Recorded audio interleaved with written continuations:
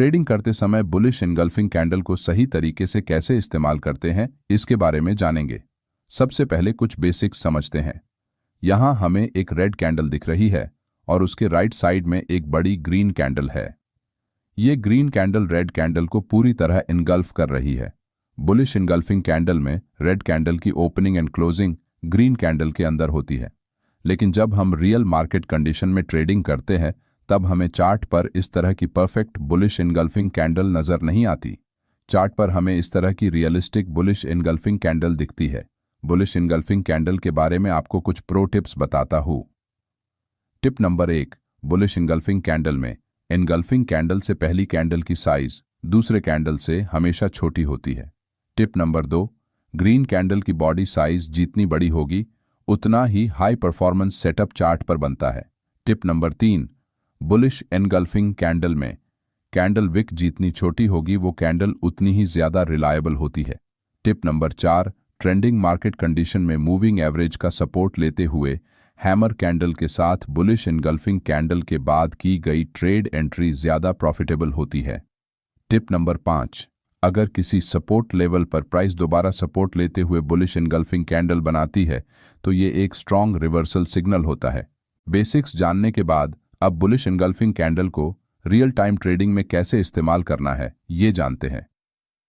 Strategy number 1, trade entry with pattern breakout. इस chart पर price bearish trend में move करते हुए लोअर हाई का पैटर्न बनाती है, जिससे बॉटम में एक सपोर्ट एरिया बनता है और चार्ट पर एक ट्रायंगल पैटर्न फॉर्म होता है। फर्स्ट टाइम प्राइस जब सपोर्ट के पास आती है तब सपोर्ट को रिस्पेक्ट करके रिवर्स करने की कोशिश करती है, लेकिन फेल हो जाती है। मगर अगली बार प्राइस सपोर्ट के पास जैसे ही आती है उस वक्त बायर्स फिर से एक्टिवली बाइंग स्टार्ट करते हैं और चार्ट पर एक बुलिश इनगल्फिंग कैंडल बनाते हुए ट्रायंगल पैटर्न को ब्रेक करके मार्केट में बुलिश ट्रेंड की शुरुआत होती है। Strategy number 2, trade with trend continuation. Price एक बुलिश ट्रेंड में मूव करती है, लेकिन कुछ समय बाद हायर लेवल्स पर सेलर्स मार्केट में एंट्री करके प्राइस को नीचे खींचने की कोशिश करते हैं। लेकिन प्राइस जैसे ही पिछले डिमांड जोन के पास आती है बायर्स फिर से एक्टिवली बाइंग स्टार्ट करते हैं। इससे चार्ट पर एक बुलिश इनगल्फिंग कैंडल बनती है और मार्केट अपना पुराना अप ट्रेंड कंटिन्यू करता है। चार्ट पर आप इस ट्रेंड लाइन के ब्रेकआउट के बाद फर्स्ट लॉन्ग ट्रेड एंट्री कर सकते हैं, जिसमें आपका प्रॉफिट टारगेट पिछला स्विंग हाई होगा। लेकिन प्राइस ऊपर बढ़ते समय एक टाइट रेंज में छोटी छोटी कैंडल बनाते हुए ऊपर बढ़ती है, जहां सेलर्स बार बार प्राइस को नीचे लाने की कोशिश करते हैं, जिससे कैंडल में रिजेक्शन विक बनती है। इसका मतलब बायर्स रेजिस्टेंस लेवल के पास भी बाइंग करने में इंटरेस्टेड है। ये एक स्ट्रॉन्ग बुलिश सिग्नल माना जाता है और जब प्राइस इस रेजिस्टेंस लेवल को एक स्ट्रॉन्ग बुलिश इनगल्फिंग कैंडल के साथ एक बार फिर से ब्रेक करती है उस वक्त आप सेकंड लॉन्ग ट्रेड एंट्री कर सकते हैं। Strategy number 3, trade entry after consolidation. इस चार्ट में प्राइस छोटी रेंज में ट्रेड कर रही है, जिससे चार्ट पर एक कंसोलिडेशन जोन बना हुआ है। यहां ऊपर एक रेजिस्टेंस एरिया और नीचे सपोर्ट एरिया बना है। इसका मतलब यहां बायर्स और सेलर्स की स्ट्रेंथ इक्वल है, जिससे प्राइस कंसोलिडेट होते हुए एक रेंज में फंस गई है। प्राइस इस जोन को जिस भी साइड में ब्रेक करेगी उस साइड एक स्ट्रॉन्ग मूव जरूर आने वाला है, क्योंकि जोन के दोनों साइड में बायर्स और सेलर्स के स्टॉप लॉस लगे हुए हैं। जब तक किसी स्ट्रॉन्ग कैंडल के साथ ब्रेकआउट नहीं होता हम ट्रेड एंट्री नहीं करेंगे।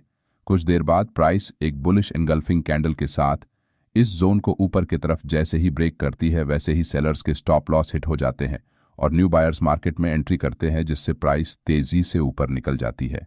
Strategy number 4, trade entry after pull back. एक अप ट्रेंड के बाद प्राइस एक रेंज में हायर लोज का फॉर्मेशन बनाते हुए कंसोलिडेट करती है।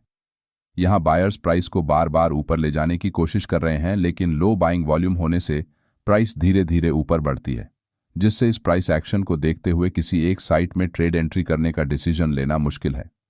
जब तक प्राइस एक स्ट्रॉन्ग कैंडल के साथ इस पैटर्न को ब्रेक नहीं करती तब तक हम सिर्फ वेट कर सकते हैं।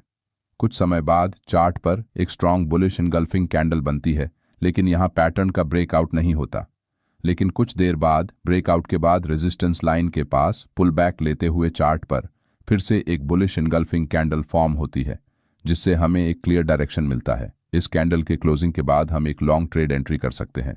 अगर आपको हमारा ये वीडियो अच्छा लगा तो इस वीडियो को लाइक करें। ऐसे ही और वीडियो देखने के लिए चैनल को सब्सक्राइब करना ना भूलें।